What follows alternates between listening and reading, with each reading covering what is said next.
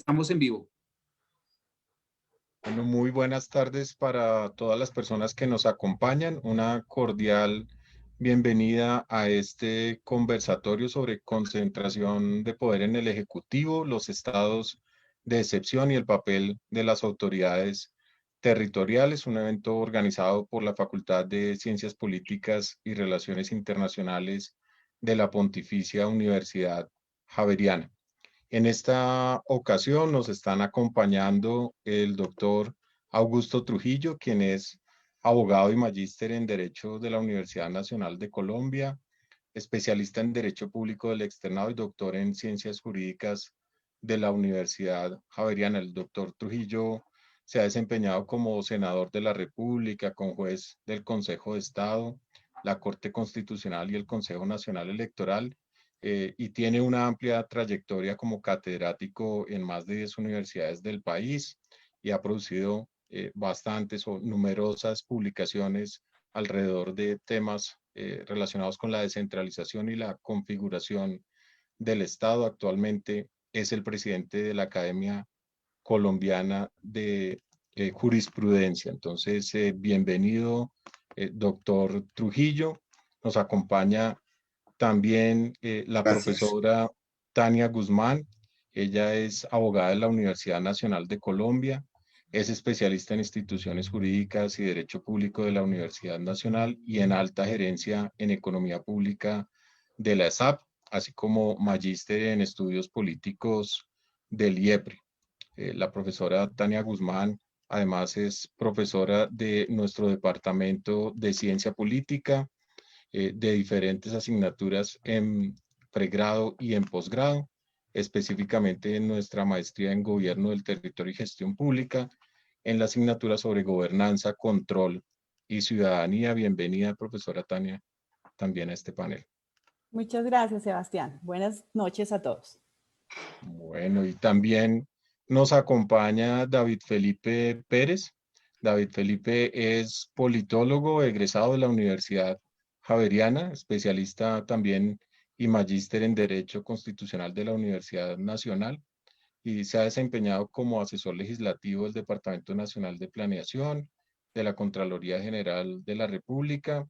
Ha participado en la elaboración de planes nacionales de desarrollo, en algunas reformas constitucionales, y es profesor de nuestro Departamento de Ciencia Política, específicamente en la asignatura sobre Estado, Descentralización y Desarrollo. Los tres panelistas están entonces muy relacionados con los temas que tienen que ver con el ordenamiento jurídico, pero también con la distribución de responsabilidades entre los diferentes niveles de gobierno, y por eso el papel de las entidades territoriales y de las autoridades territoriales es un elemento central en nuestra conversación de la tarde-noche de hoy.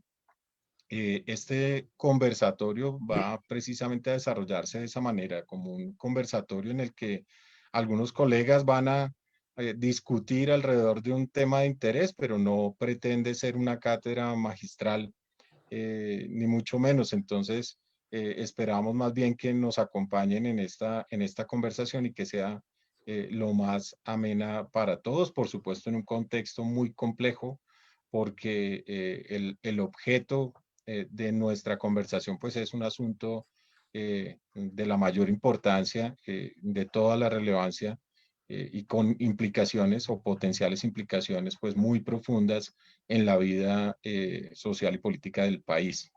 Estamos entonces discutiendo la potencial declaratoria de la conmoción interior, un escenario que se ha planteado por algunos en este contexto de una situación de orden público muy compleja, derivada, por supuesto, de la combinación de lo que significa las restricciones por la pandemia, las consecuencias económicas y sociales que esta ha tenido en el país, pero también de las manifestaciones que se han sucedido en los últimos días, pero que algunos también observan como una continuación de malestares pues que han venido siendo acumulados por múltiples grupos y que ya venían manifestándose inclusive desde el año 2019 y que se retomaron en los últimos días mm, eh, por diferentes grupos sociales y que, bueno, han derivado en una situación de orden público que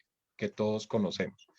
Ante esa potencial alternativa del uso de la figura de la conmoción interior, pues hemos querido conversar un poco sobre lo que ello implica, cuáles son los diferentes estados de excepción, cómo se llevan a cabo, qué implicaciones tienen en términos de las facultades que tiene el Ejecutivo, por qué lo hemos denominado y allí ya, por supuesto, hay algunas pistas, inclusive desde el título de nuestro conversatorio sobre concentración de poder en el Ejecutivo, pero por supuesto queremos abordar un poco y ahondar un poco más en lo que esta figura significa.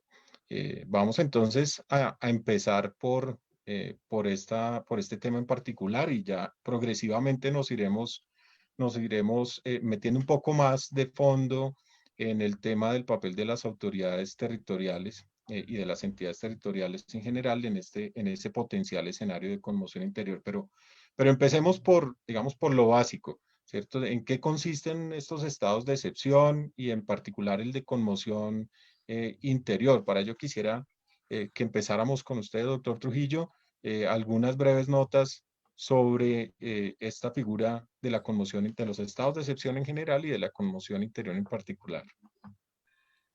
Muchas gracias, doctor Sebastián. Los saludo de manera muy especial y saludo también al doctor David Felipe Pérez y a la doctora Tania Guzmán, con quienes me honra sobremanera estar compartiendo este panel. A ver, los estados de excepción están incluidos en la Constitución colombiana en uno de los capítulos del título séptimo, que es el que se refiere a la rama ejecutiva del público. En principio parece lógico que la facultad de declarar el estado de excepción, que en el pasado se conoció como estado de sitio, corresponde al presidente de la República. Pero como es propio del Estado de Derecho, pues lo que comúnmente llama separación de poderes, en ese escenario, pues quien tenga la facultad de declarar estado de excepción, el titular, el jefe del Estado, en fin, y por la misma razón tendrá que tener fuertes controles. Por eso también el principio del control es el principio democrático. En el derecho colombiano hay los estados de excepción son tres, están en el artículo 212 y siguientes de la Constitución, y son tres: el estado de guerra exterior, el estado de conmoción interior y el estado de emergencia.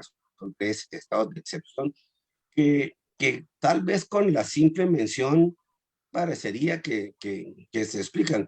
Cada una de las denominaciones casi que se explica por sí sola.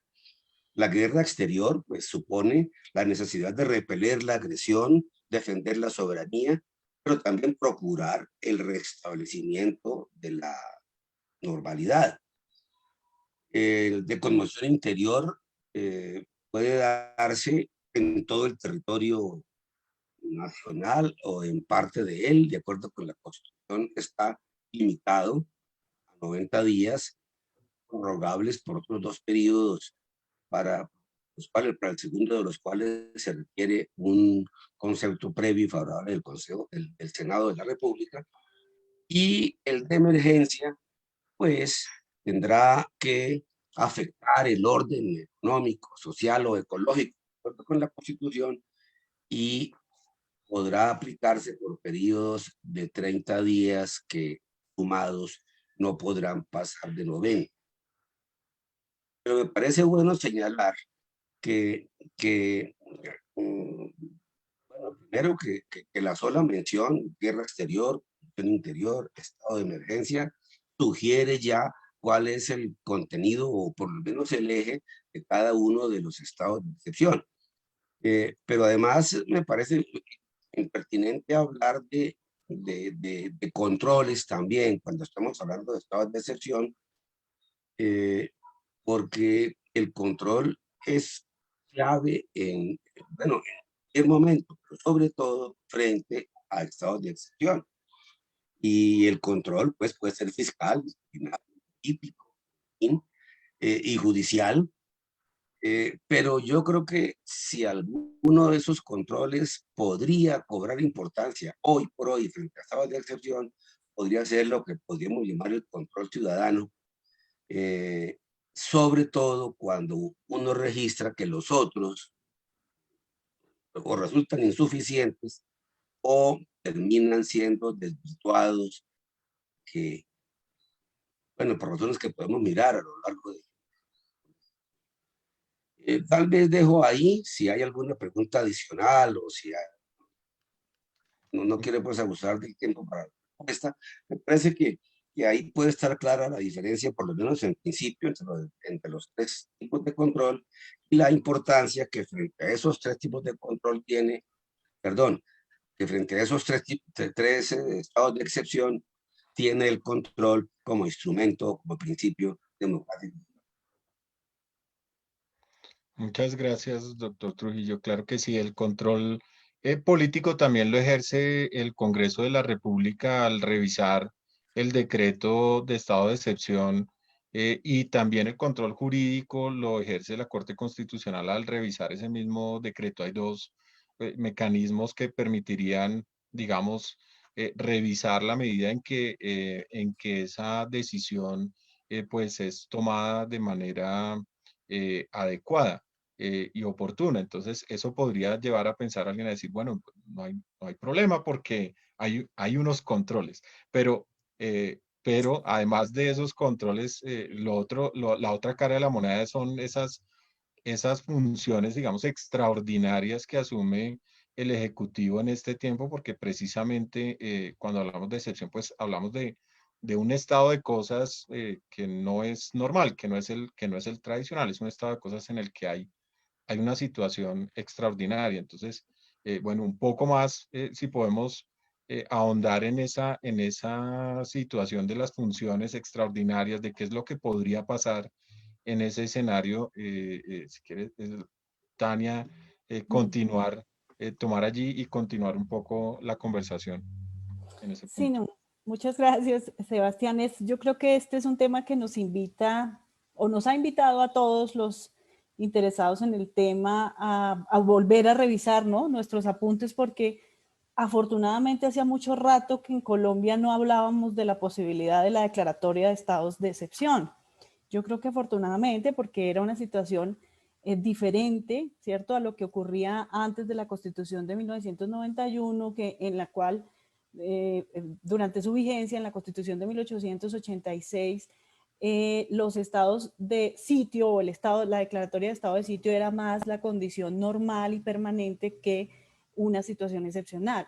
Y afortunadamente, creo yo, después de la Constitución del 91, ante ese reto importante que planteaba una situación de excepcionalidad permanente, por llamarla esa contradicción en los términos, pero de excepcionalidad permanente, en la cual el presidente de la República, en una estructura y en un diseño institucional que ya le confería altísimas facultades y competencias, el presidente era enormemente poderoso durante la vigencia de la Constitución de 1886 y además tenía las facultades extraordinarias de estado de sitio.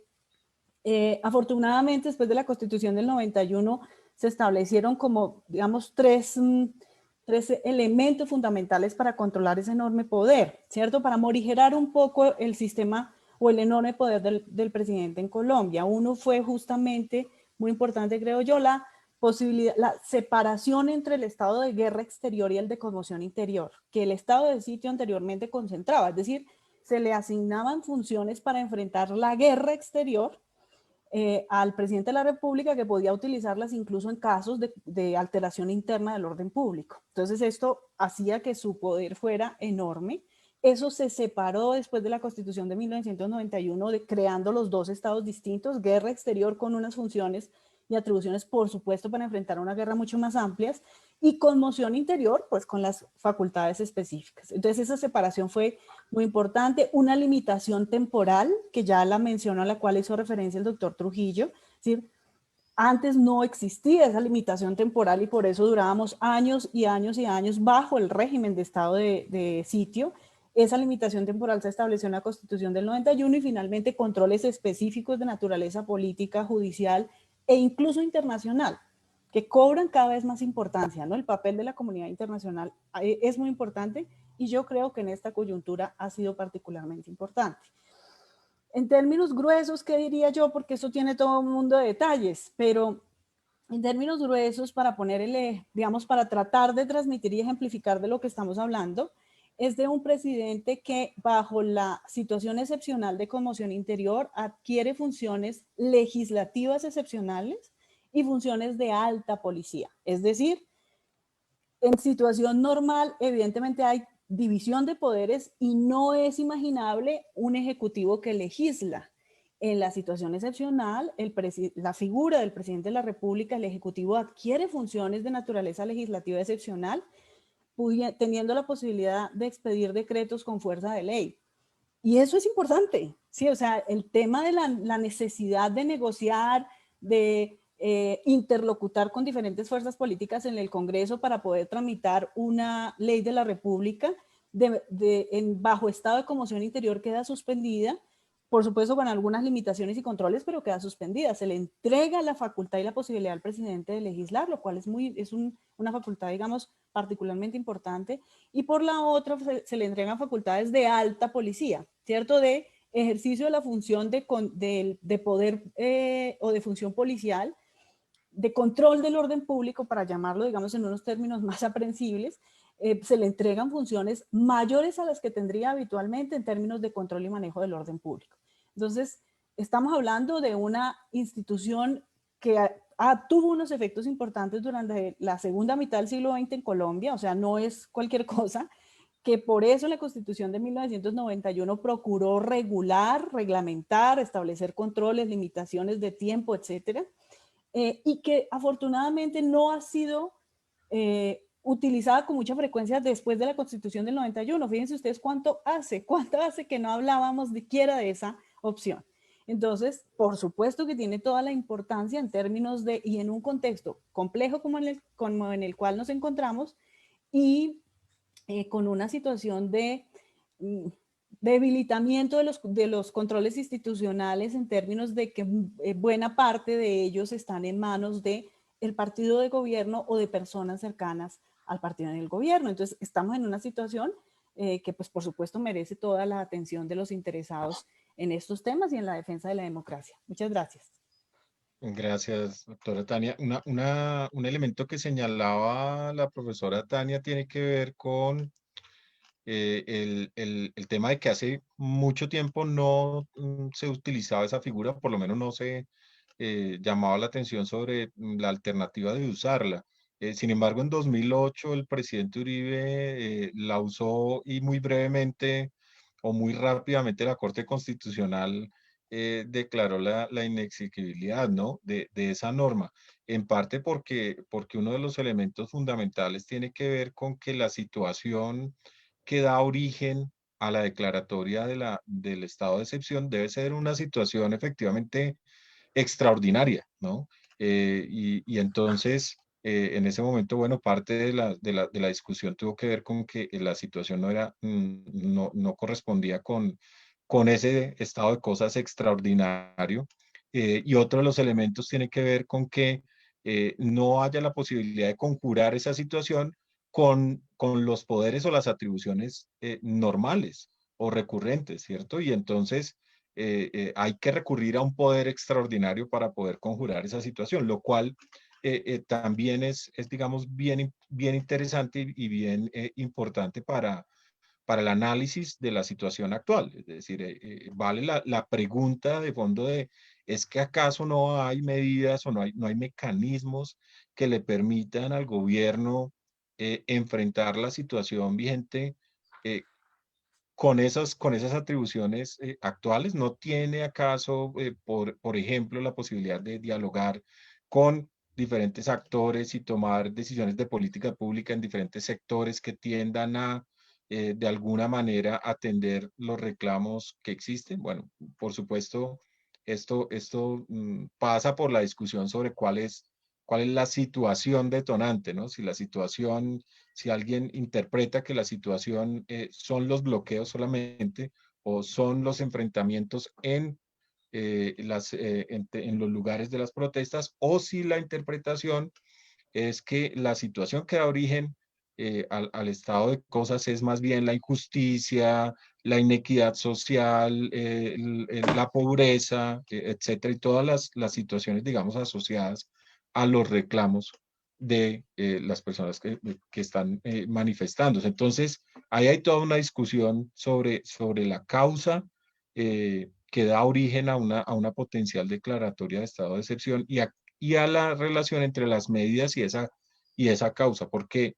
Porque lo otro que tiene la medida o las medidas de conmoción interior que son muy, muy importantes es que deben estar orientadas a mitigar la situación que da origen al estado de excepción. No podría extralimitarse el Ejecutivo tomando medidas que no estén relacionadas con la situación a la que se atribuye el estado de excepción. Pero bueno, estos y otros elementos contribuyen a entender un poco más la figura. Profesor David Felipe Pérez, algunos elementos adicionales Sí, para complementar esa mirada sobre la figura del estado de excepción de conmoción interior. sí, muchas gracias, profesor Sebastián. Sí, en efecto, para agregar a lo que ya mis colegas y compañeros de panel han expresado, revisando un poco los pronunciamientos de la Corte Constitucional acerca de los estados de excepción, específicamente revisando el control previo que le hizo la Corte Constitucional a la Ley Estatutaria 137 de 1994, que es la disposición legal que desarrolla la figura de los estados de excepción.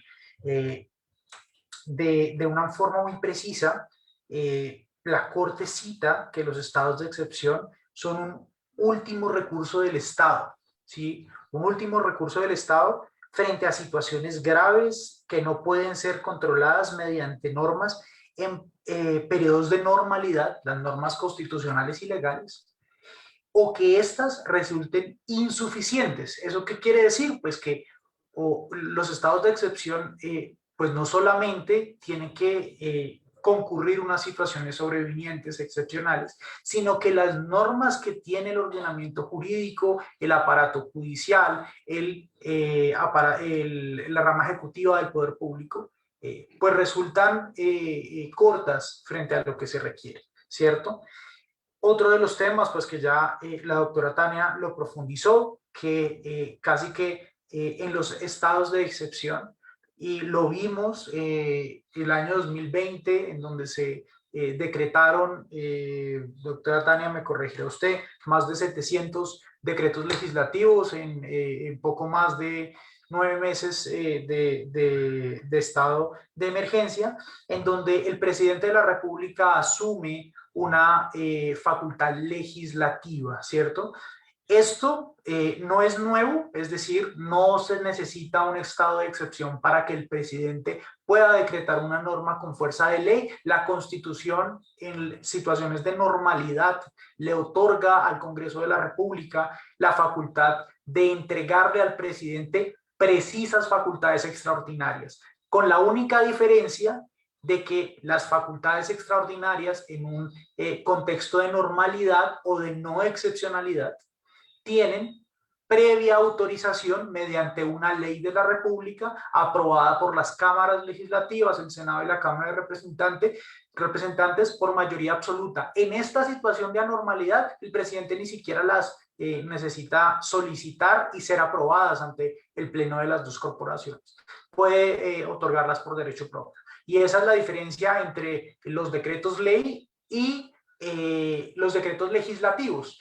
Y es una diferencia que no es simplemente enunciativa o una diferencia que radica en la enunciación o o en los nombres que usamos para referirnos, porque los decretos legislativos, los decretos ley instaurados o considerados en la Constitución política en situaciones de normalidad tienen limitantes de acuerdo a las jerarquías normativas que estamos hablando. Las jerarquías normativas superiores, como leyes estatutarias y leyes orgánicas, no pueden ser reformadas unilateralmente por el presidente de la República mediante la figura de decretos ley, incluso si son aprobadas por el Congreso de la República. Tienen una vocación de leyes básicamente ordinarias o instrumentales. En cambio, pues en las situaciones de anormalidad, en las situaciones de excepcionalidad, el presidente sí tiene unas facultades legislativas mucho más amplias. Y pues prueba de ello, o un ejemplo de ello muy tangible, son los decretos legislativos emitidos el año pasado, en marzo, en junio y en septiembre, relacionados con planes de desarrollo territorial, el decreto 683, que le habilitó a las entidades territoriales a flexibilizar los tiempos de presentación, aprobación de sus planes de desarrollo en sus respectivas corporaciones.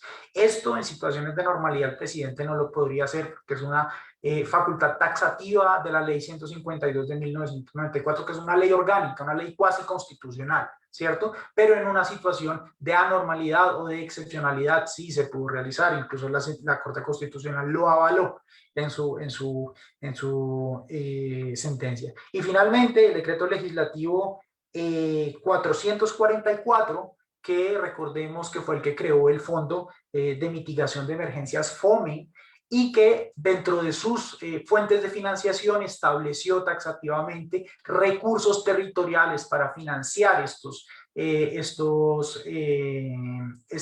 este fondo, como lo son el FOMPET, ¿sí? Básicamente, más allá de la discusión política que esto asusó en el Congreso de la República, pues podemos ver que el presidencialismo en situaciones excepcionales y la figura del jefe de Estado tiene una prelación superior en las normas pues que se emiten. Y finalmente, ya para terminar esta intervención, hay dos temas fundamentales.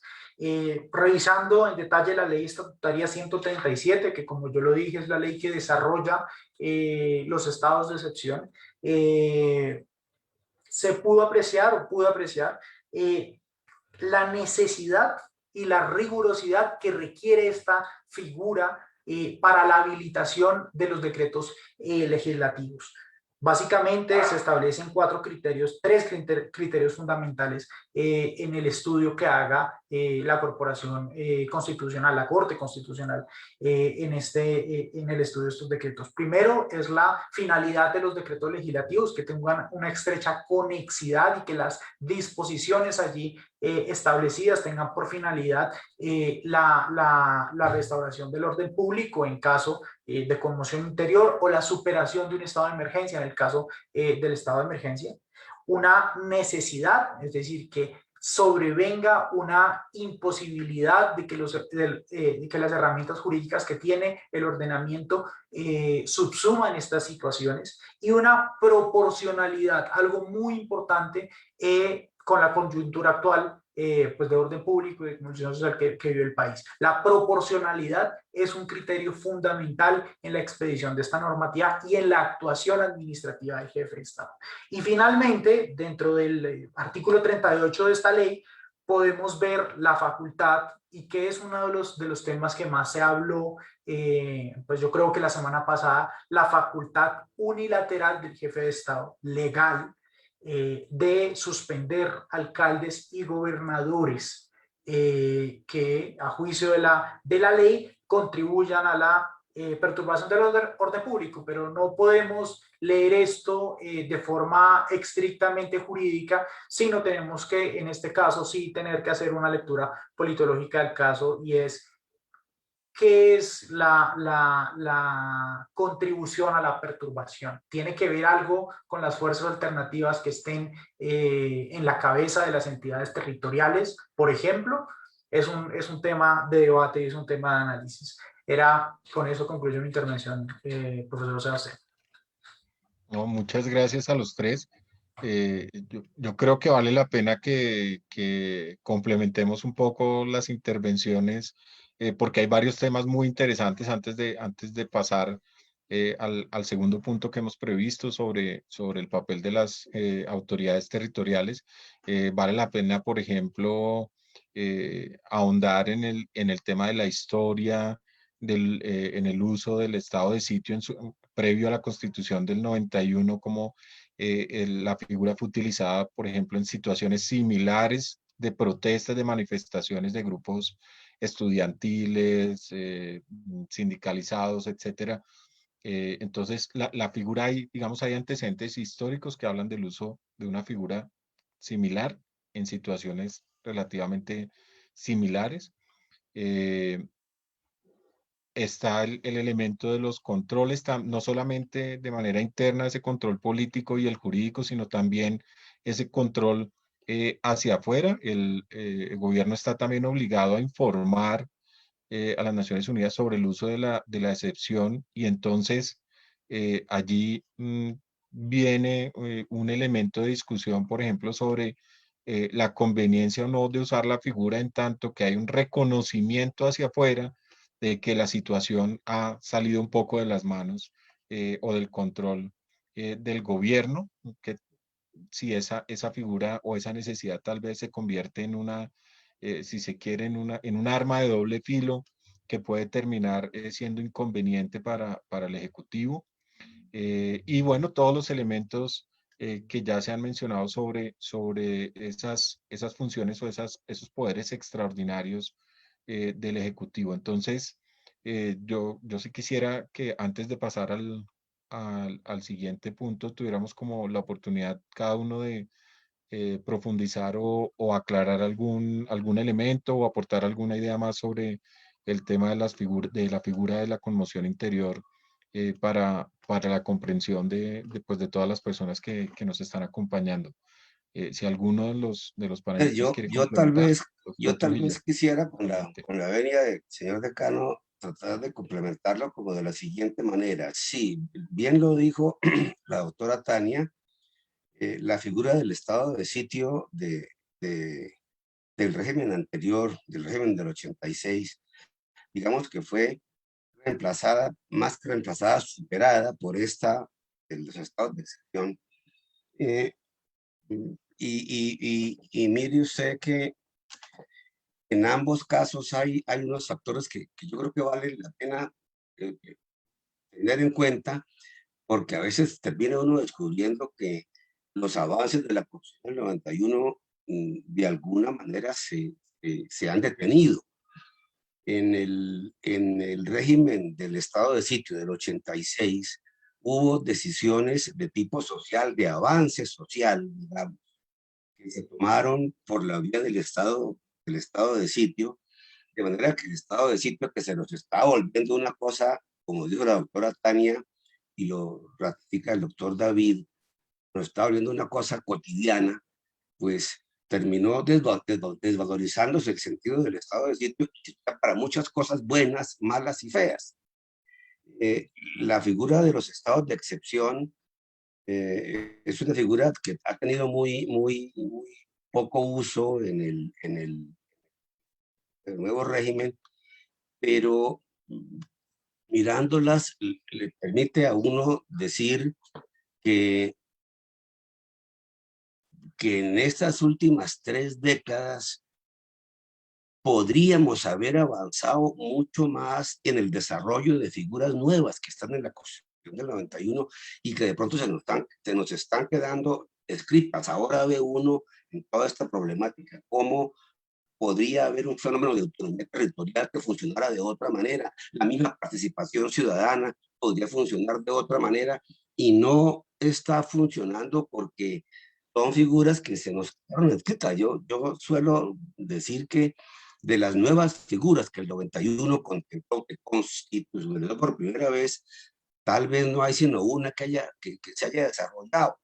Yo diría que son, digamos, cuatro planteamientos nuevos del 91 que no estaban en la constitución anterior, no estaban en el régimen anterior y que se constitucionalizaron por primera vez en mucho tiempo.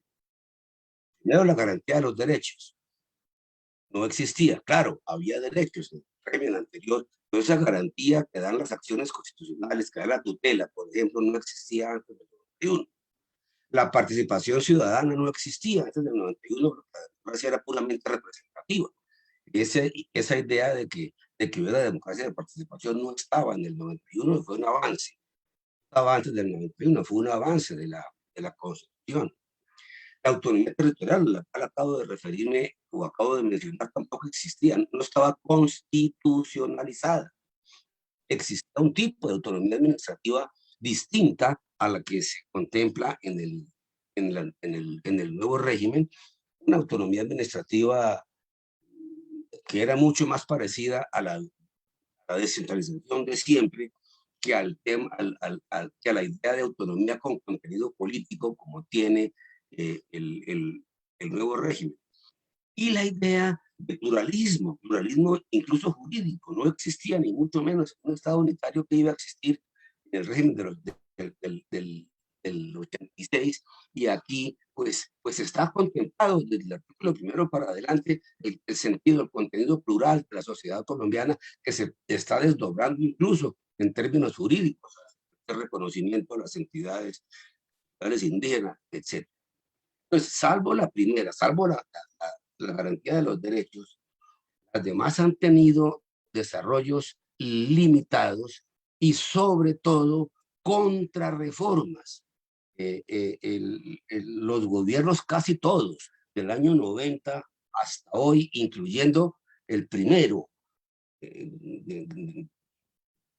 que era el de César Gaviria del año 90, y por supuesto este actual, han presentado al Congreso proyectos de ley que el Congreso ha adoptado, que suponen, y proyectos de acto legislativo también, que suponen contrarreformas a la Constitución, y que eso le ha parecido viable a la Corte Constitucional.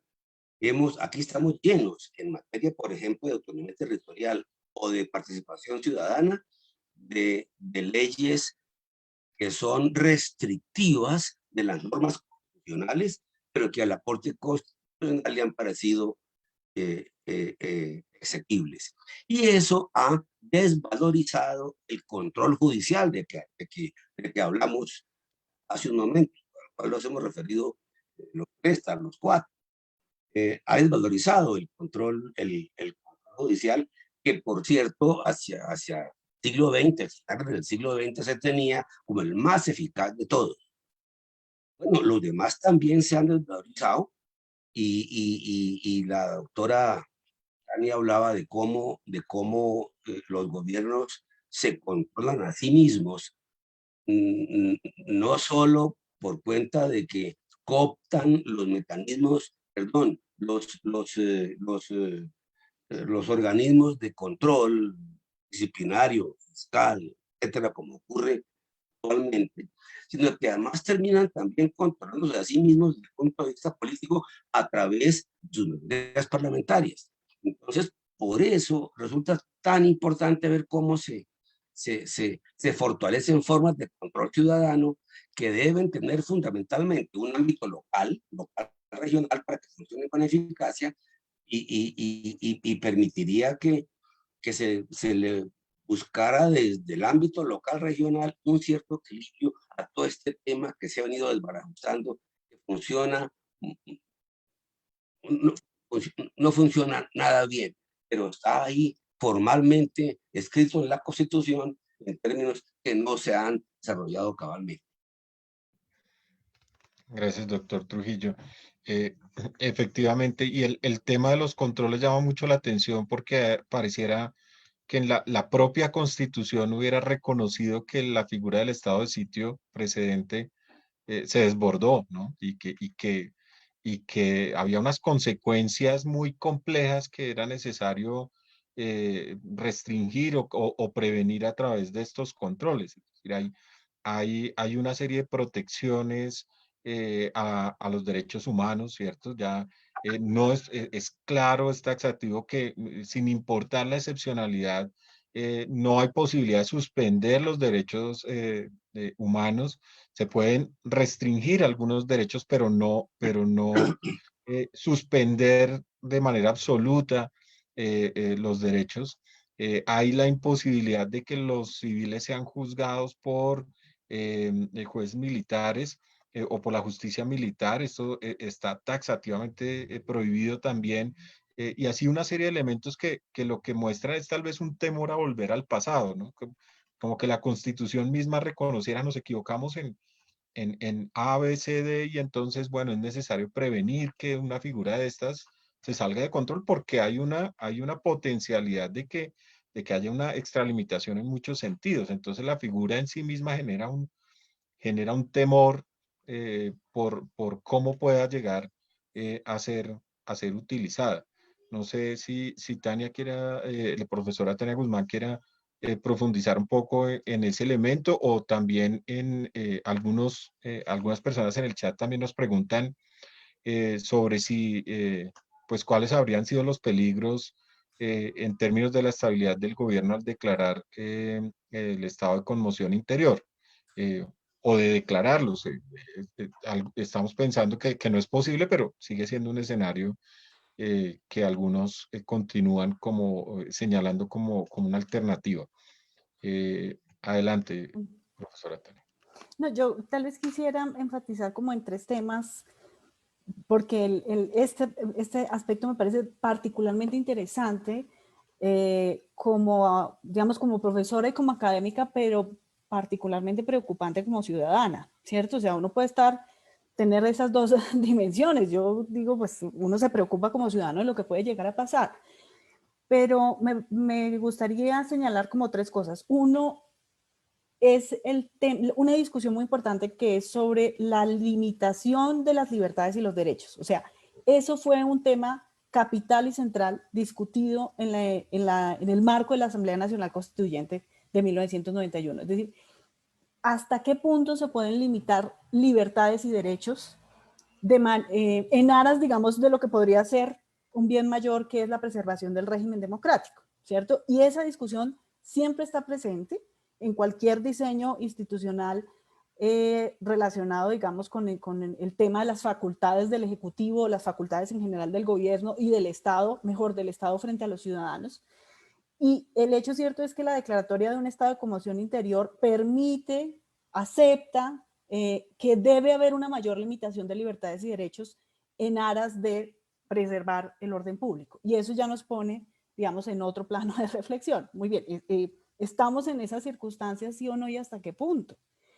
Lo segundo que también me parece importante resaltar de todo esto es varios análisis, investigaciones importantes de la ciencia política, sobre todo, digamos, del periodo de golpes militares en América Latina, ¿cierto? Los periodos de anormalidad durante la segunda mitad del siglo XX en Colombia, perdón, no, en América Latina, señalan la importancia del papel de las élites, ¿cierto? De las élites en la preservación o supervivencia de la democracia, de las democracias. Y en ese sentido, la adhesión, digamos, a los valores democráticos por parte de las élites fue un mecanismo importante de contención o de preservación de la democracia. Y me parece muy interesante tener en cuenta aquí cuál es el papel de nuestras élites políticas actuales respecto de sus valores democráticos y su adhesión a los valores de la democracia, porque ese es un factor fundamental, o lo fue en términos de análisis comparado en ciencia política en América Latina, el papel y el convencimiento, digámoslo así, la adhesión normativa a los valores propios de la democracia jugó un papel importante en la preservación o en la vuelta a regímenes democráticos. Y aquí estamos hablando de eso. ¿Sí? Es decir, estamos viviendo un deterioro, un proceso de deterioro de desdemocratización en Colombia. Y si eso es así, ¿qué papel están jugando nuestras élites políticas en ese proceso? Me parece que eso hay que reflexionarlo y mantenerlo en el radar. Y finalmente el papel de los controles, formales o informales. Nos hemos referido hasta ahora a los controles formales, los controles políticos, el control judicial, ¿cierto? El control internacional. Pero hay controles informales igualmente importantes, igualmente importantes. Y uno de ellos es el respeto de la oposición, una postura de las élites respecto de el respeto irrestricto a los derechos y libertades de la oposición política, de los otros. Y creo yo que esos tres elementos están puestos en juego en esta discusión. O sea, no estamos teniendo, el tema de la conmoción interior no es, tiene un componente muy importante de naturaleza jurídica, pero además de eso tiene un componente muy importante de naturaleza política, ¿cierto? O sea, ¿qué es lo que está pasando que nos lleva a un momento en el cual las élites políticas en Colombia consideran, y no solo las élites políticas, sino un sector importante de los ciudadanos, consideran necesario, legítimo, apelar a la figura de la conmoción interior? ¿Qué implica todo esto que hemos dicho? Disminución o mayor restricción de derechos y libertades públicas, en un contexto, digamos, de poco, por decirlo menos, digamos, o por lo menos de cuestionamiento del respeto a los derechos de la oposición. Y con élites políticas, no lo voy a decir de manera generalizada, pero con expresiones de algunos miembros de las élites políticas que lo dejan a uno sorprendido. Sí, o sea, no voy a citar para no polemizar demasiado, pero están puestos ahí en el escenario público, expresiones públicas respecto de organizaciones sociales, respecto de comunidades indígenas, que uno se queda por lo menos sorprendido de que se diga en público y no se sienta un poquito de vergüenza de decir ciertas cosas en público. Eso quería decir. Muchas gracias. Muchas gracias. Hablando también de, digamos, de esos elementos mínimos que la figura, aunque en su naturaleza excepcional, de todas maneras, preserva. Ya mencionábamos el tema de la garantía de los derechos humanos, entre otras.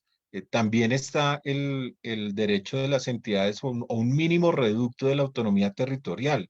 En esa ley estatutaria que mencionaba el profesor David Pérez, se señala que precisamente esa autonomía territorial se mantiene, por lo menos en su expresión mínima, que es la posibilidad del uso de los recursos propios de estas entidades. Entonces, de alguna manera se salvaguarda ese principio, pero por supuesto otras decisiones que tienen que ver con la movilidad, que tienen que ver con el tránsito de las personas, que tienen que ver con otras dimensiones, digamos, en el ejercicio, digamos, de la autoridad en el territorio, pues se ven, por supuesto, afectadas. ¿Algunos otros elementos claves que se nos hayan quedado en el tintero, profesor David Pérez? Sí, pues yo quería anotar dos elementos adicionales. Primero, que en efecto la garantía de las entidades territoriales en esos estados de excepción pues va a un reducto mínimo, ¿sí? Va a un reducto mínimo, incluso dentro del artículo 38, los numerales pues que lo desarrollan, se habla principalmente de regalías, se habla que la afectación o la apropiación por parte del gobierno central de las regalías directas. La ley habla del Fondo Nacional de Regalías, pero todos sabemos que el fondo fue liquidado mediante el acto legislativo del año 2011, pero por una lectura sistemática de la Constitución se puede concluir que habla pues de las regalías directas. La afectación no puede ser superior al 10%, ¿sí? Pero pues 10% ya es bastante para una entidad territorial, ¿cierto? Primero. Segundo, se le otorga la facultad al presidente de la República para imponer contribuciones fiscales y parafiscales y recibir contribuciones e impuestos que no figuren en el presupuesto. Esto, pues para los estudiosos de la hacienda pública, lo que se puede concluir de esta disposición es que el presidente tiene la facultad de saltarse la reserva de ley en los presupuestos, ¿cierto? Y al saltarse la reserva de ley de los presupuestos, pues trastoca la seguridad jurídica que implica el gasto público. Y el tercer elemento importante es la modificación unilateral del presupuesto. Esto quiere decir que el presidente tiene la facultad de ordenar gasto, incluso de las entidades territoriales, porque recordemos que buena parte de las fuentes de financiación de las entidades territoriales tienen origen en el presupuesto general de la nación. Y el último tema, decano, ya para concluir mi intervención, es que los estados de conmoción interior específicamente, se da una facultad legal de ampliación del poder punitivo, ¿cierto? Esto, pues esto es un elemento bastante importante porque en términos muy sencillos, lo que quiere decir es que se pueden tipificar tipos penales o conductas que a juicio de la situación de conmoción que se está viviendo entran a ser castigadas por el Código Penal, ¿cierto? Y esto, pues básicamente nos ingresa en un estadio de inseguridad jurídica para las libertades públicas, como hablaba la doctora Tania, pues muy importante, y que si esto lo leemos en un contexto actual del país, mediante el cual pues visiones bien contrapuestas a las libertades públicas tienen eco en el partido de gobierno, pues básicamente podríamos entrar en un estadio de cheque en blanco. No porque tengamos controles formales, quiere decir que sepamos el número de ceros que se puede firmar con un cheque en blanco. Esa es la intervención que yo haría, decano. Muchas gracias. Oh, muchas gracias. Por supuesto, no quiero interpretar a cada uno de los panelistas, ni mucho menos, pero en general la figura ciertamente genera muchas preocupaciones por lo que puede ocurrir y contrario a lo que algunos sugieren en términos de que pueda ser una alternativa que ayude a resolver la situación que atraviesa el país, sugiere totalmente lo contrario, en una situación en la que se debe ampliar la participación, en la que se debe responder con más democracia. Una figura de estas lo que haría sería totalmente lo contrario, responder con menos democracia y por supuesto, en mi caso, pues por supuesto la considero entonces una situación o un camino inconveniente. Y creo que también por algunos de los elementos que hemos señalado y más, ahora sí, más desde el punto de vista del análisis, considero que es también inconveniente inclusive para el propio gobierno.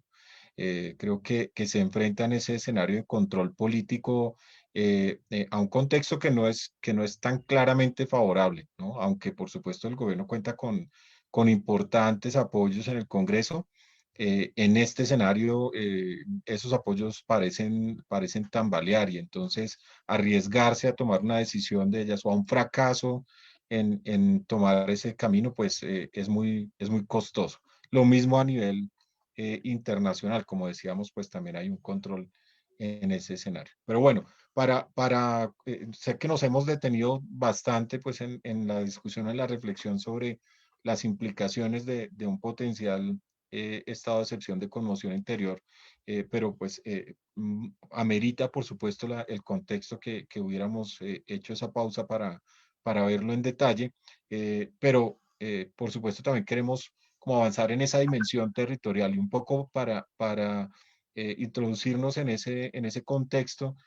Quisiera entonces plantearles la pregunta un poco, antes de mirar si se quiere el estado de excepción de conmoción interior en particular, pero si quieren lo podemos ir avanzando también por tiempo y porque pues nos hemos concentrado en esta primera parte un poco más de lo esperado. ¿Cómo han visto la actuación de las autoridades territoriales en un contexto de pandemia que, por supuesto, ya habíamos señalado, es un contexto de excepcionalidad, donde se ha decretado el estado de excepción de emergencia, y, por supuesto, entonces ha habido unas facultades en el Ejecutivo, pues muy amplias. Y eso ha puesto a los actuales mandatarios locales pues en una posición que no habían tenido sus antecesores, ¿no? ¿Cuál ha sido esa actuación y cuál ha sido también el papel que han tenido en este contexto pues de paro, en donde también ha habido pues por supuesto una actuación muy importante, aunque sin esas facultades extraordinarias de la conmoción interior pues del Ejecutivo en el nivel nacional? Entonces, ¿cómo han visto ustedes hasta ahora para después sí entrar al análisis de cómo podría llegar a ser en un potencial estado de conmoción interior? ¿Cómo han visto la actuación de las autoridades territoriales? En este caso, quiero que empecemos con la profesora Tania para cambiar un poco el orden de presentación, pero adelante, profesora Tania Guzmán. Pues ahí, yo creo que ahí de todas maneras ha habido una situación muy difícil que ha tenido que ser enfrentada, por supuesto, por las autoridades territoriales. Nadie, ninguno de nosotros en marzo del año pasado, lo recuerdo muy bien porque el 13 de marzo yo iba a ir a un concierto y me acuerdo perfectamente que el día anterior se cerró el país y se suspendió todo el tema. Entonces ninguno de nosotros hace un año nos imaginábamos siquiera, creo yo, la dimensión que iba a adquirir el tema de la pandemia y con ello enfrentarnos como ciudadanos en Colombia al dilema, digamos, fundamental allí en otro plano, pero es el dilema fundamental entre restricción de libertades y derechos en aras de la protección o del interés general, ¿cierto? En un escenario de pandemia, es decir, usted no puede salir, solo sale en ciertas circunstancias, tiene que usar más, o sea, una serie de restricciones a las libertades y los derechos en un contexto distinto, fíjense, tan importante, pero también, pero en ese caso en particular en aras de la protección o del interés general originado pues para enfrentar la pandemia. Y en ese caso, digamos que la reacción inicial o la acción inicial se ve reflejada y la rabia inicial de los ciudadanos se ve dirigida fundamentalmente a su autoridad territorial, ¿cierto? Que es el que da las órdenes específicas y concretas de no salga, no sé qué, todas las cosas que empiezan a establecer restricciones a las libertades y los derechos se manifiestan fundamentalmente a través de decisiones y de acciones e intervenciones que los ciudadanos ven reflejadas en su autoridad territorial. Y ese es el primer, digamos, escudo de protección, si se quiere, o la primera situación a la cual se vieron enfrentados las autoridades territoriales en este país. Y además de eso, creo que un aspecto muy importante tiene que ver con el hecho de que pues, las 3 ciudades más importantes del país están gobernadas por gobernantes que no son del partido de gobierno. Entonces eso planteaba, antes de pandemia, digamos, planteaba una relación, una interacción interesante entre el centro y las regiones, con Bogotá, Cali y Medellín gobernada por gobernantes no necesariamente del partido, no del partido de gobierno, con una dinámica, digamos, de oposición interesante en estas grandes ciudades, etcétera, que se ve atropellada, digamos, que se ve atravesada por este fenómeno de la restricción de libertades y derechos originados ya en este caso por la pandemia. Y eso pone a las autoridades territoriales en una situación muy difícil, sumamente difícil. Pensemos un poco ya más recientemente las reacciones y el vaivén, digamos, de la opinión pública respecto de el apoyo a los gobiernos territoriales. Del nacional, pues, ni decir, mucho más complicado, pero aquí estamos ahora tratando de pensar un poco en el tema de los gobiernos territoriales. Y yo creo que eso de alguna manera, eso junto con factores estructurales de más largo aliento, se conjuga para digamos, para producir alguna forma de escape de los ciudadanos que estaban viendo restricciones por la vía de la pandemia y luego todo el tema, digamos, ya asociado, que finalmente explotan en esta movilización social, que tenían que encontrar algún canal de expresión y que es en parte, yo creo, lo que hemos observado en las últimas 2 o 3 semanas, ¿no? Del descontento, del resultado de las restricciones que en un país con altísimos niveles de informalidad pone a esos ciudadanos en condiciones en las cuales no pueden acceder a sus medios mínimos de vida y la gente pues explotó. Yo creo que eso fue como un poco esa situación, y pues evidentemente siempre en términos de gestión de la seguridad, ¿cierto? De la política de seguridad, y en términos de restricción de libertades y derechos, les tocó a los alcaldes o a las autoridades territoriales asumir tragarse, digamos, esa responsabilidad, o asumir esa responsabilidad, asumir semejante reto frente a los ciudadanos. Yo creo que hemos visto talantes de gobiernos distintos, unos con mejores resultados, etcétera, pero esto está además planteando, digamos, esa tensión permanente entre el centro y las regiones, entre el gobierno y la oposición, puesta además de cara a una ciudadanía en situación desesperada, ¿cierto? Esto nos ha cobrado la enorme informalidad laboral en el país, entonces se expresa, y todo esto hace un cóctel que, pues, de alguna manera muestra o digamos, explota, pues, o encuentra un canal de salida a través de las manifestaciones y las protestas que hemos visto en las últimas semanas. Eso quería mencionar, Sebastián Decano. Gracias, profesora. Sebastián, yo quisiera Doctor Trujillo, adelante. Si usted me lo permite, quisiera decirle un par de Por cosas supuesto. de lo que estoy oyendo. Primero, porque estoy completamente de acuerdo con la intervención que hizo la doctora Tania antes de esta, y la que hizo también el doctor David, que tienen que ver con visiones políticas o politológicas frente al tema. Estos problemas que estamos discutiendo tienen razón ellos, más que problemas jurídicos, son problemas eminentemente políticos. Y estamos finalmente en una escuela de ciencia política, en una facultad de ciencia política. Esta problemática que nos agobia de alguna manera puede, es decir, la democracia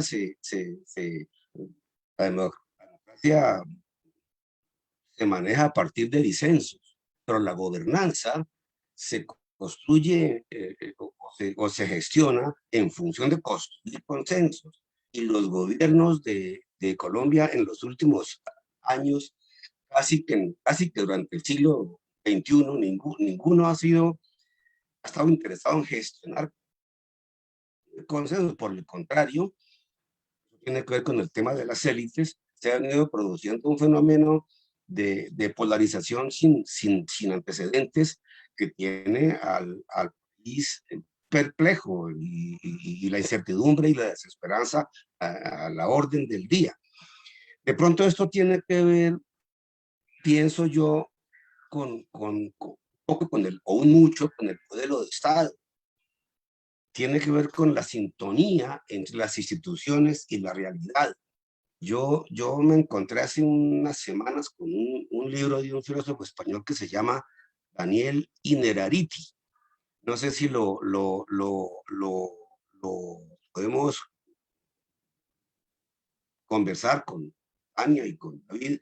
Innerarity sostiene que la compleja realidad esta del siglo XXI no cabe en la democracia simple del siglo XX. Incluso vincula el tema de la pandemia y llega a decir que así como una pandemia es una enfermedad que afecta a todos, mientras que una epidemia es una enfermedad que se limita, digamos, a un área geográfica, asimismo nuestros instrumentos de gobierno están destinados para gestionar epidemias y no pandemias. En ese sentido, dice algo así como esta crisis sería un acontecimiento pandémico con todos los riesgos globales, pero se da la paradoja de que un riesgo que nos iguala a todos revela al mismo tiempo lo desiguales que somos, y eso provoca, digamos, otras desigualdades y pone a prueba todas esas democracias. Yo creo que estos son temas claves en este tiempo, que no los está pensando la gente, no los está pensando casi nadie. Están directamente vinculados con problemas de gobernanza, que es una cosa que tiene que mirarse con mucho cuidado, una facultad de ciencia política. Afectan al mundo y a esta América, que mucho más tal vez porque América ha copiado instituciones y trasplantado experiencias ajenas sin beneficio de inventario. Y resulta que América es un conjunto de comunidades plurales, como pocas, comunidades homogéneas ya no hay, todas digamos que son plurales, con muchas complejidades, y no caben en unas instituciones que todavía identifican derecho con Estado. Entonces, en ese sentido, es que digo que estos problemas pueden pasar por el modelo de Estado, pero que nadie está pensando eso, y pues creo que pues, los, esos autores que hay, por qué fracasan los países, cómo mueren las democracias, todos estos son hombres de mucha importancia conceptual, pero digamos que esos libros están montados sobre una visión institucional hija del siglo XX. Este español que menciono nos pone a pensar, digamos, sobre el siglo XXI, que no solo no existen, sino que es preciso crearlas. Hay crisis paradigmática en términos institucionales y no hay respuesta a esa crisis en el pensamiento del siglo XXI. Sí, entiendo, doctor Trujillo, como que estamos enfrentando problemas del siglo XXI con instituciones del siglo XX y hay posiblemente parte de los retos que tenemos como politólogos es un poco repensar, por ejemplo, el tema de la representación, ¿cierto? De cómo nuestras instituciones logran capturar la diversidad social y logran traducirla en mecanismos que permitan, claro, canales de participación efectivos, como usted dice, hay muchas cosas que se han quedado un poco en el papel y que no hemos logrado aprovechar suficientemente en términos de mecanismos de participación, pero también aquellos de representación, cómo se renuevan, cómo son capaces de expresar un poco mejor ese sentir y esa diversidad social. Y ahí hay unos retos importantes. Pero en términos de un poco de volver, si se quiere, al tema de la dimensión territorial de la conversación, pues parte de los digamos, elementos inspiradores de un proceso de descentralización tiene que ver con eso, ¿no? Con una apertura de espacios de representación que en lo territorial permitan a los actores locales, pues tener una incidencia y una agencia en su propio desarrollo. Entonces, uno esperaría que esas instancias sean canales de expresión de esas demandas locales y de solución de las mismas. ¿Cómo quedan entonces unos actores locales que esperan jugar un papel determinante en el desarrollo y que tienen unas perspectivas de esas problemáticas y de los caminos a emprender para resolverlas y que se enfrentan con un mundo que ha cambiado hace un año donde todo, como decía Tania, de un día para otro no pudimos ir al concierto, no pudimos, la vida cambió, ¿cierto? En unas pocas semanas el mundo cambió y entonces, bueno, en este contexto territorial los planes también que estaban previstos, las autoridades locales, pues tuvieron que cambiarlos, tuvieron que adaptarse, como usted decía en ese momento, ¿no? Todos nos adaptamos, etcétera. ¿Eso qué significó para los alcaldes y para las autoridades territoriales, profesor David Pérez? Eh, ¿cuál es, ¿Cuál es la manera o cuál es el mundo que han enfrentado estas autoridades que tenían unos planes y pensaban y estaban representando también pues unos intereses y unas demandas en un momento determinado, tuvieron que cambiar esas prioridades de desarrollo por el manejo de una situación como la de la pandemia? Claro, muchas gracias. Entonces, en efecto, yo, pues digamos, con los comentarios de mis colegas, un poco estaba pensando en en la actitud ya política, institucional, de los últimos 12 meses, podríamos incluso ampliarlo a 15 meses. frente al manejo de la pandemia, podemos retrotraer a marzo del año pasado, y frente al manejo de pues las movilizaciones que hemos vivido en el último mes en el país.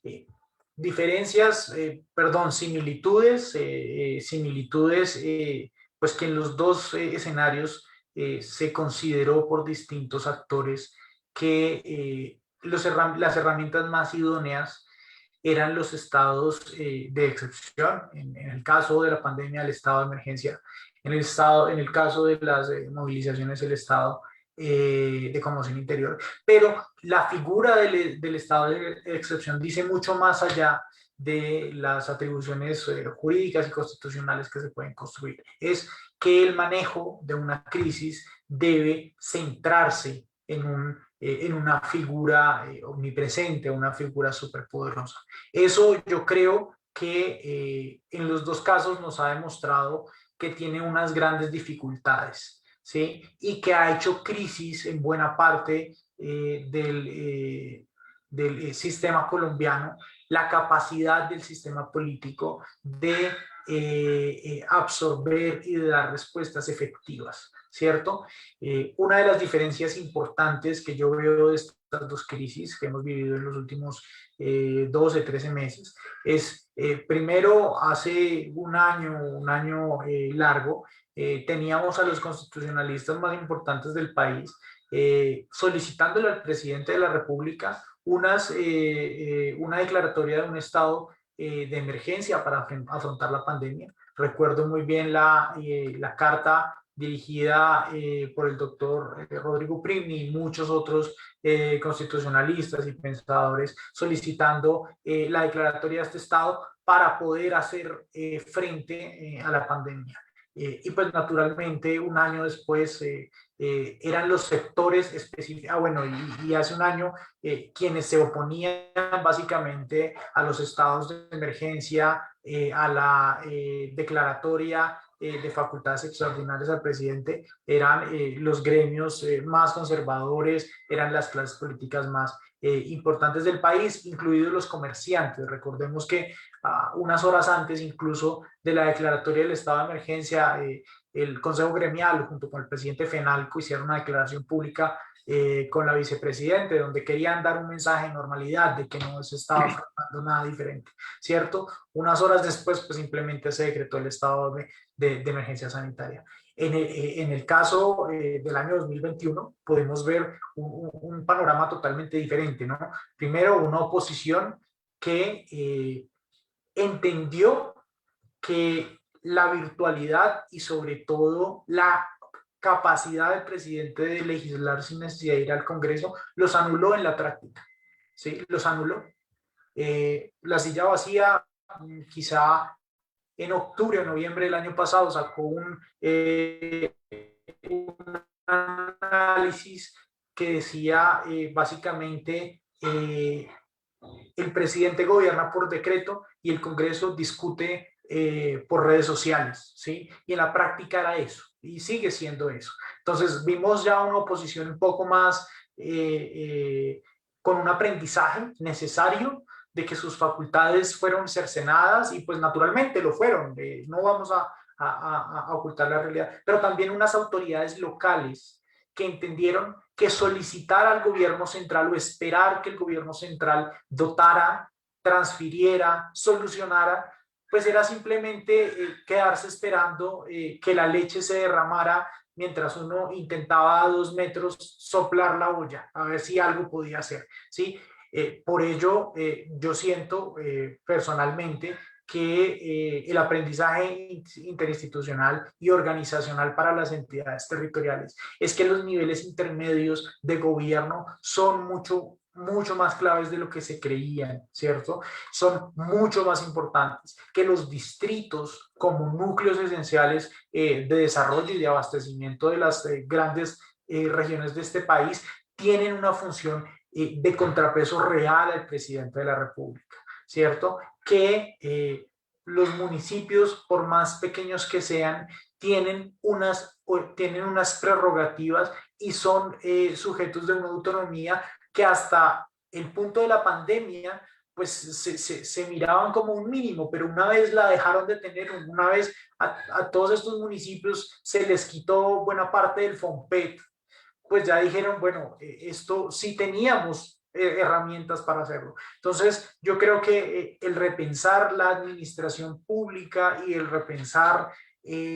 las relaciones de poder entre centro y periferia o entre regiones y nivel central para el manejo de crisis, llámese como se llame, llámese crisis sanitaria, llámese una situación difícil de orden público, de orden social, incluso de orden de una catástrofe natural, es clave, porque el primer elemento de contención de cualquier ciudadano a quien le van a pedir respuestas inmediatas es a los alcaldes y a los gobernadores, no al presidente de la República, ¿sí? Y yo creo que la clave está ahí, y sobre todo, y lo más importante, que la clave para absorber los problemas sociales, así como en mi caso nos dijo en su momento, en el año 91, que descentralizar para la paz era lo clave. Creo que aquí descentralizar para poder manejar estas crisis tiene que ser un imperativo y una reforma que tiene que quedar de todas estas pues crisis que estamos viviendo. Era eso. Muchas gracias, profesor Pérez. Precisamente su intervención nos da la oportunidad de saltar pues al siguiente tema, ¿no? De cuál puede ser entonces el papel de las autoridades locales en un potencial escenario de conmoción interior. Usted ya señalaba que las autoridades territoriales lograron algunas, por supuesto, en un país con las entidades territoriales que tiene y las autoridades por cada una de estas entidades, pues no es ni mucho menos monolítico, pues en términos de esas expresiones, ni de la capacidad tampoco para gestionar diferentes escenarios, pero ciertamente se observó que algunos de ellos fueron y ejercieron un contrapeso importante al poder del Ejecutivo, del nivel central, al presidente de la República. Entonces, en un escenario donde el Congreso de la República pierde el papel fundamental que tiene de contrapeso al Ejecutivo por la concentración derivada de la emergencia y la dinámica pues, que se presentó en el año anterior y en este, surgieron esas figuras de las autoridades locales como ese potencial contrapeso frente a diferentes decisiones.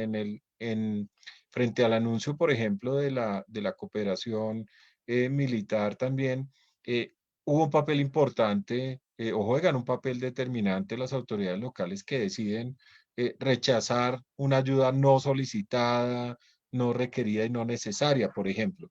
Y entonces el papel de las autoridades locales puede ser más importante del que muchas de estas inclusive se han reconocido de sí mismas. ¿Cuál puede ser ese papel en un contexto de conmoción interior, entendiendo que, bueno, hay unas capacidades, pero también hay otros temas en los que el papel puede llegar a ser mucho más limitado, por ejemplo, en términos ya del manejo de la fuerza pública y las limitaciones a algunas libertades y algunos derechos? ¿Cuál podría llegar a ser ese potencial de las autoridades locales? Profesor David Pérez, empecemos con usted en esta tal vez última ronda, aprovechando para hacer una reflexión pues también general y conclusiva, si se quiere, de esta conversación. Ok, muchas gracias. Sí, en efecto, usted hablaba, decano, de la figura de la asistencia militar, ¿cierto? La asistencia militar que fue incluso sugerida por el presidente de la República en la alocución presidencial que hizo, creo que hace una semana o un poco menos. Y esta asistencia un poco se confundió con la antesala de un escenario de conmoción interior, ¿cierto? Son figuras diferentes, ¿sí? Son figuras diferentes para que pues todos los que nos acompañan el día de hoy entiendan, son figuras diferentes aun cuando tienen similitudes. Simplemente para ahondar un par de elementos de la figura de la asistencia militar, es una figura que puede ser decretada por el presidente de la República de forma unilateral. Es una de las posibilidades, jurídicamente se puede hacer. Y la segunda, que es rogada por parte de las entidades territoriales, que es el punto clave en el cual Medellín y Bogotá rechazaron dicha solicitud porque consideraron dentro de su autonomía, dentro de su contexto, que no la necesitaban, ¿cierto?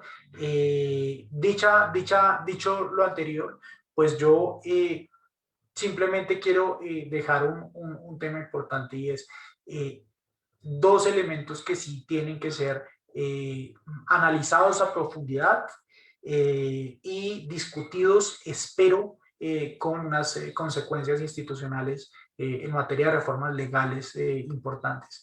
La primera de ellas es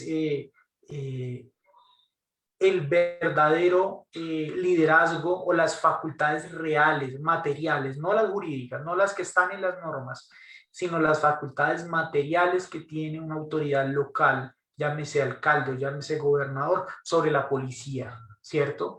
Nos ha demostrado esta crisis que en muchos casos los mismos alcaldes reconocen que la policía no los reconoce como comandantes, o bueno, como jefes de policía, que es lo que dice la ley y la Constitución, ¿cierto?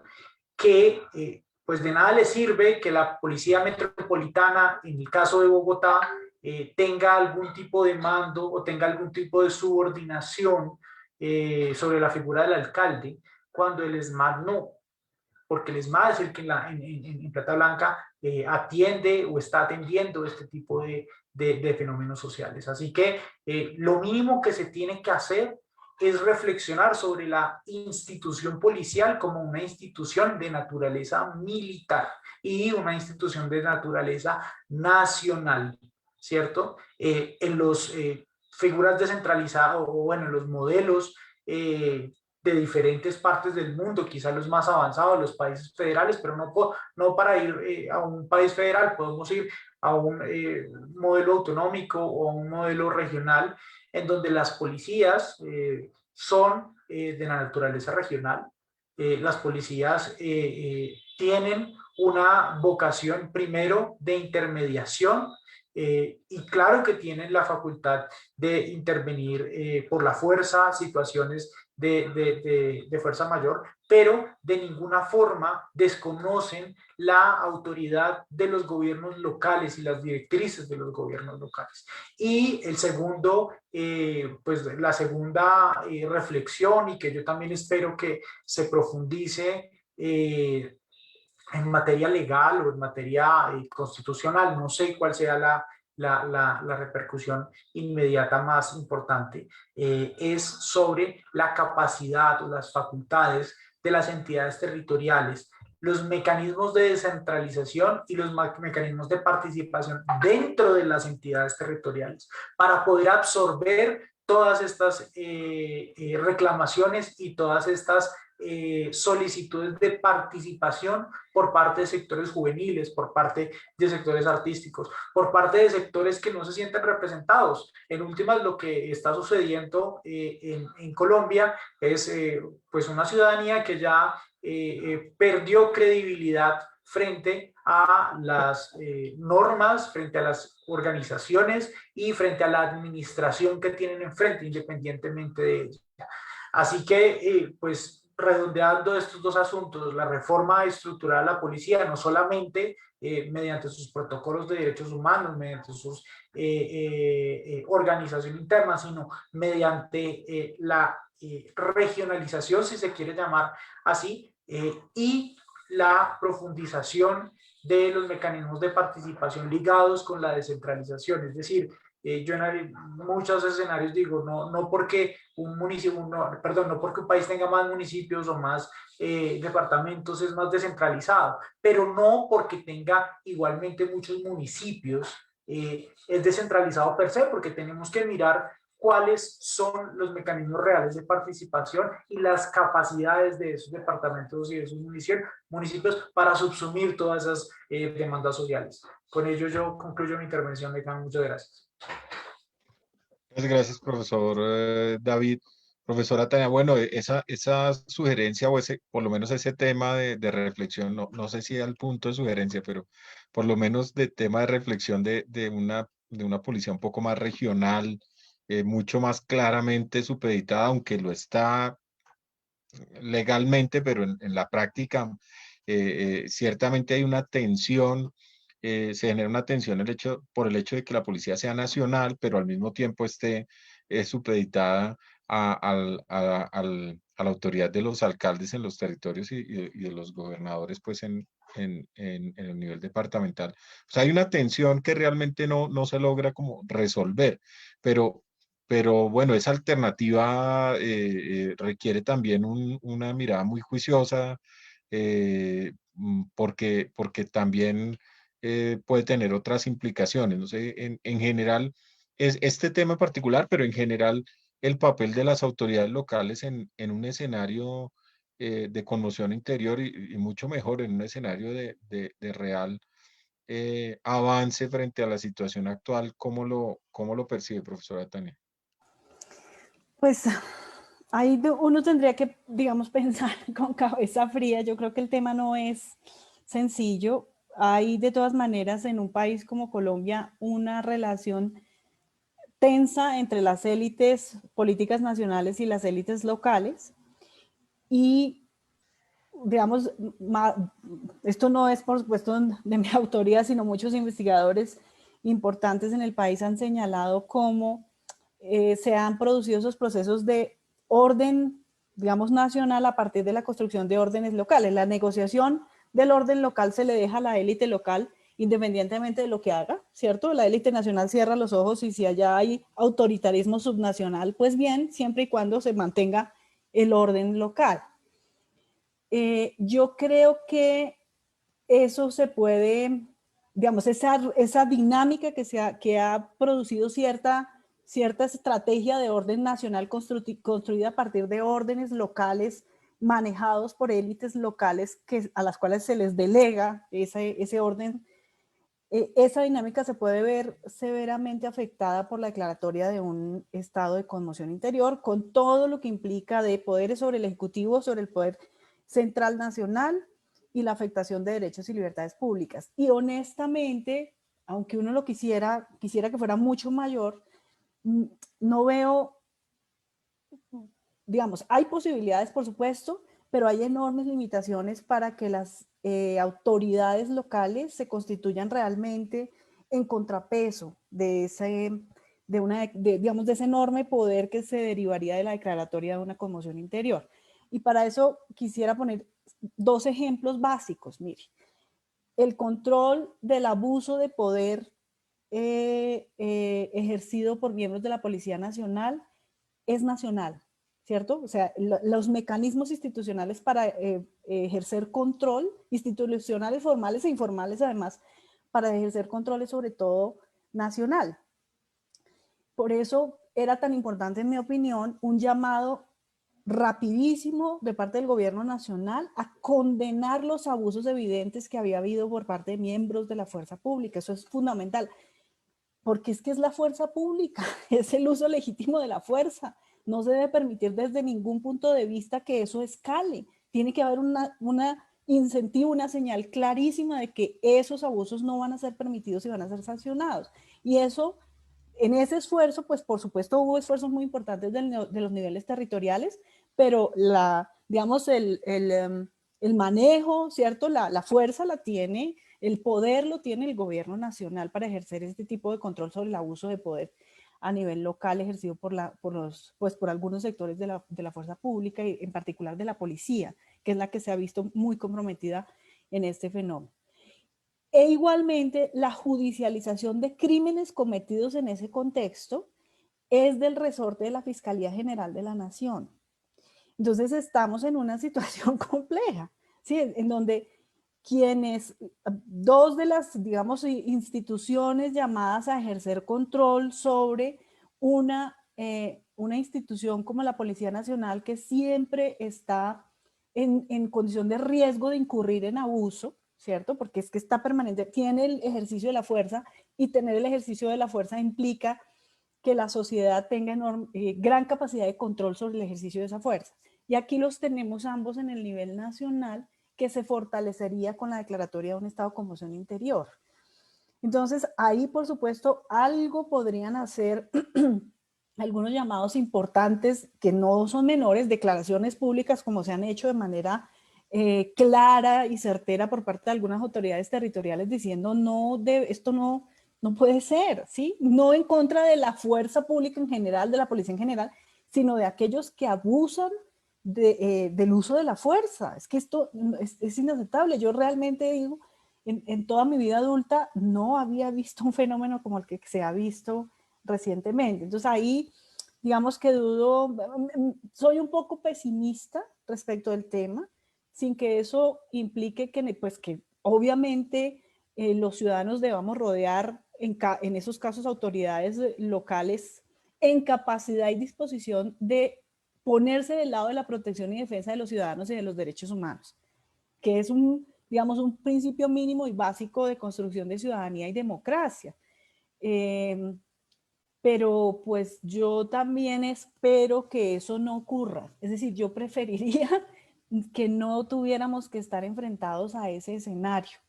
No es un escenario menor, no es un tema de forma simplemente. Hay unas condiciones que nos ponen en situación muy difícil respecto de la fragilidad de nuestra propia democracia. Y respecto de la regionalización de la policía, pero mejor dicho, un no rotundo. Hay que leer el capítulo 5 de El orangután con sacoleo de Francisco Gutiérrez, cómo hace toda esa reconstrucción del fenómeno de privatización de la función policial que ha acompañado este tema en Colombia, que se ha expresado, tiene una de sus expresiones en una politización de la función policial, o una fuerza de politización, otra fuerza de localismo y otra fuerza de violencia oportunista que se ha mezclado, digamos, en prácticas y diseños institucionales que de alguna manera han sido el preludio del fenómeno difícil de privatización de la función policial que hoy en día vimos reflejado en personas en Cali disparando a manifestantes, en algunos casos de la minga indígena, asumiendo claramente una privatización de la función policial, no solo de los policías, sino de mantenimiento y control del orden, ¿cierto? Que es un claro ejemplo de lo que el libro de Gutiérrez muestra desde el 1910 hasta el Frente Nacional 1950-60, lo vemos, en mi opinión, claramente reflejado en el hecho de que ciudadanos consideren que pueden asumir la función de control, de restablecimiento del orden por mano propia. Eso me parece de la mayor gravedad. Me parece que todos deberíamos hacer un esfuerzo por controlar esa privatización de la función policial, y en eso, de alguna manera, como lo muestra el libro de Gutiérrez, tuvo un papel que jugar el momento en que las policías fueron municipales. O sea, no fue positivo para el fenómeno, para lograr la profesionalización de la policía, el hecho de que fueran municipales. Entonces ahí yo sí creo que hay que apelar más a la historia y mirar ese tema con mucho cuidado, porque este es un país particularmente susceptible a ese tipo de miradas de privatización de la función de mantener el orden, y que sea privatizada en el sentido de pasarla a manos de los privados. Muchas gracias. Bueno, muchas gracias, profesora Tania. Doctor Trujillo, algunas reflexiones finales. Muy brevemente le agradezco para que no nos vayamos a pasar de la hora, pero sí unas reflexiones sobre el papel de la descentralización y en general de la autonomía territorial y obviamente de las autoridades territoriales en todo este escenario, y como en la perspectiva, digamos, de ser agentes que permitan contribuir a la superación pues de todas las situaciones que estamos enfrentando en este momento en el país.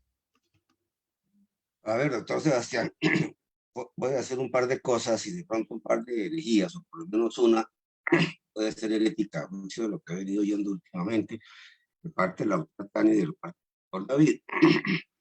Yo,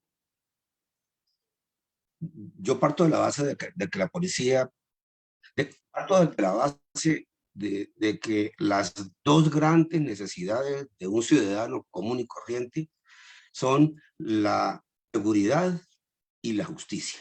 Si algo le interesa a un ciudadano de a pie es su seguridad personal y una pronta y cumplida administración de justicia. Como dijo la doctora Tania, las dos cosas están por fuera de la autoridad cercana al ámbito de ese ciudadano. Ambas cosas le quedan lejos al ciudadano, tanto la seguridad como la justicia, porque dependen de organismos de carácter nacional.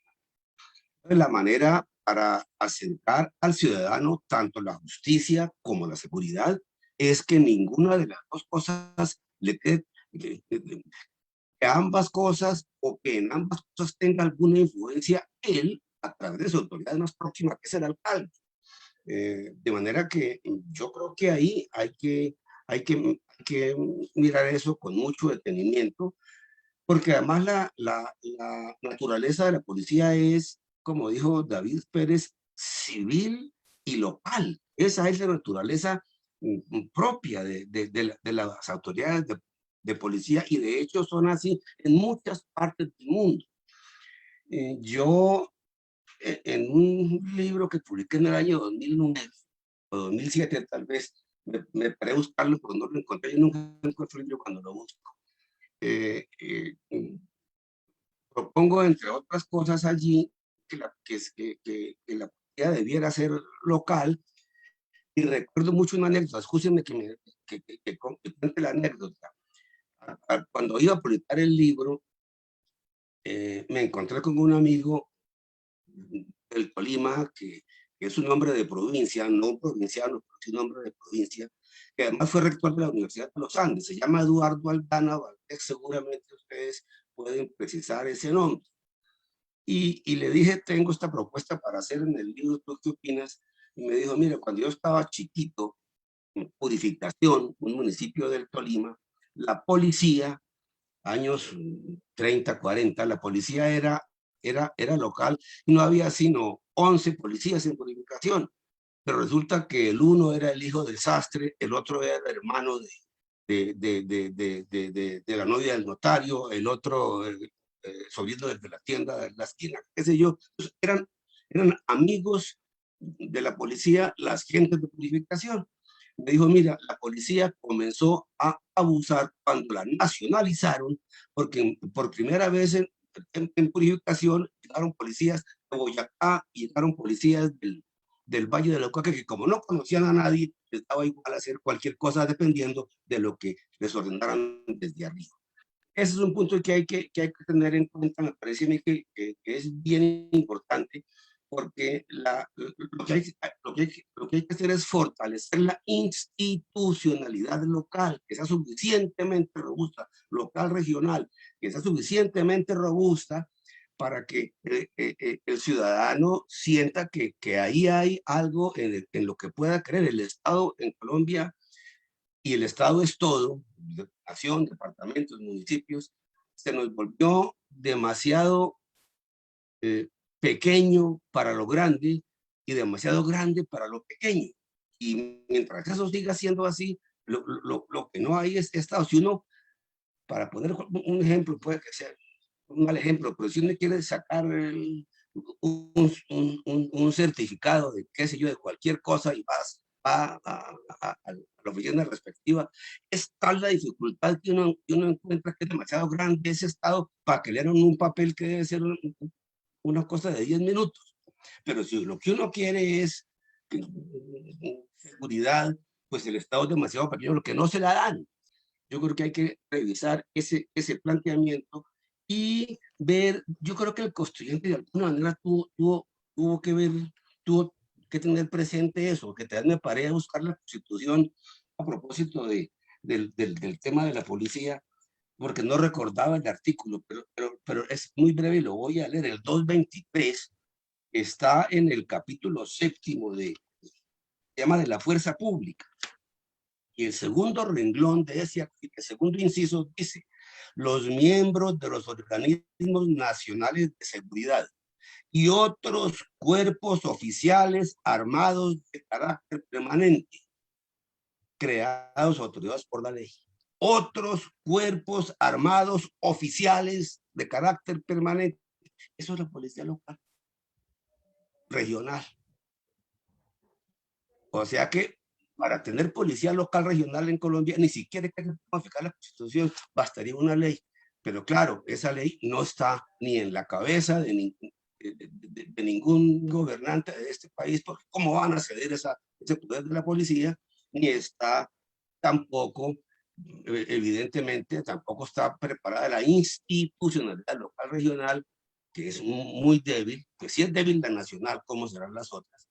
Pero si se fortalece la institucionalidad colombiana, yo creo que la solución es que las autoridades locales regionales tengan incidencia tanto en la seguridad del ciudadano como en la administración de justicia. Muchas gracias, doctor Trujillo. Yo creo que, por supuesto, les dejamos a las personas que nos acompañan con una polémica bien interesante y, por supuesto, amerita una reflexión mucho más detenida y me alegra porque nos da la excusa para que nos volvamos a reunir y a continuar discutiendo el tema. Lo dejamos en punta apenas para que las personas pues lo miren y en otro momento podamos discutirlo con más calma, pero los dejamos allí con un tema pues pendiente muy polémico. Yo creo que por supuesto hay que darle todo el debate, el juicioso y riguroso que amerita. Entonces, muchísimas gracias a los tres panelistas. Creo A usted, que doctor una Sebastián. reflexión muy Gracias. rica y que esperamos que contribuya pues también a pensar en las gravísimas o las potenciales consecuencias de un tipo de alternativa como el que algunos sugerían, y más bien con una reflexión sobre la necesidad de que ante una situación como la que enfrentamos, en vez pues llevar la solución por un camino contrario, la respuesta debe ser pues mayor democracia. Entonces, con ello, les agradecemos nuevamente a todos y una feliz noche. Muchas gracias por acompañarnos. A usted, doctor Sebastián, a muchas todos. gracias. Y al doctor de vida, a la doctora Tania, un saludo muy especial. Igualmente. Muchas Muchas gracias a gracias para mis todos. Hasta colegas. luego. Hasta luego. Muchas gracias. Buenas noches para todos. Feliz noche para todos.